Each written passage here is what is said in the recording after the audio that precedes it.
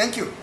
In the list of state witnesses, the Longwe that I'm referring to is the one that is appearing as a witness number 3 in the list of witnesses in terms of section 144, 3A of the Criminal Procedure Act 51 of 1977.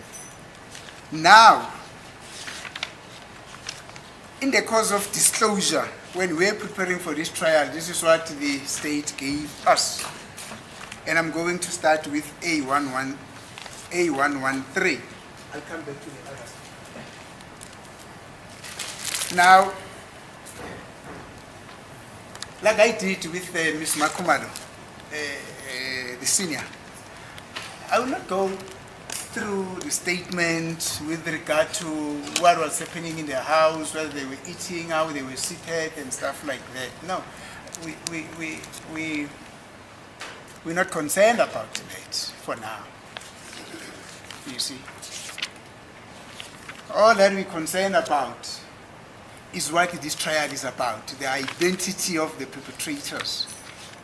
I'm going to limit my approach in terms of this statement to that. And on paragraph 5, this is what it says in A113.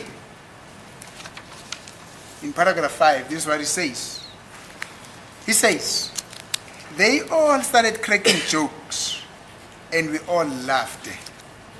Just as Kelly was about to tell the joke, I noticed the 2 black guys, one tall, light in complexion, and the other one with dreadlocks was short and dark in complexion. He was wearing a khaki jacket. The first guy went towards Kelly, with the shorter one following him. The one with the dreadlocks cocked or breached the firearm and demanded the cell phones and money in isiZulu. Then there was a struggle between Kelly and the other guy on the door to open. I stood up and tried to rush for the guy with the firearm, and not knowing that he will shoot me, and I got a chance to escape through the kitchen door. That is paragraph number 5. Now, the gist, my question, or the gist of my approach is his description of the guy who had a firearm, which the state is telling this court that it is accused number 3. Let us go to his description. He says, I noticed the 2 black guys, one tall, light in complexion, and the other one with dreadlocks was short and dark in complexion. He was wearing a khaki jacket. Let us just pause there. Ayosibheke lapha incazelo la nomuntu okuthiwa wesiphethe isibhangu wathiwa kangena abantu ababili, omunye oqala ke kwaumuntu omude okhanyayo, owesibili kuthiwa umuntu kwawanama dreadlocks wemfishane futhi ke ensundu yena. Thank you. The photo is just disappeared on the screen. I don't know how to get it. Thank you.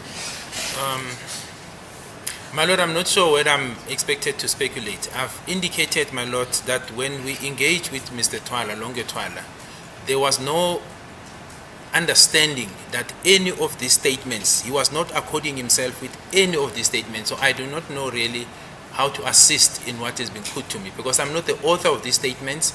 I was not there when they were taken. I only came in at a later stage. The only thing that I can say, if now questions are put to me, I'm really going to speculate and identify because I was not there. When we met him, and I've even took it further, my Lord, that the last meeting we had with him, it was with the state's advocate, both advocates that are here for the state.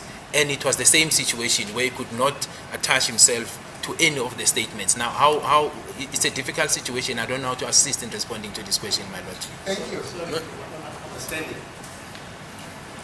So you did not affirm any of the statements.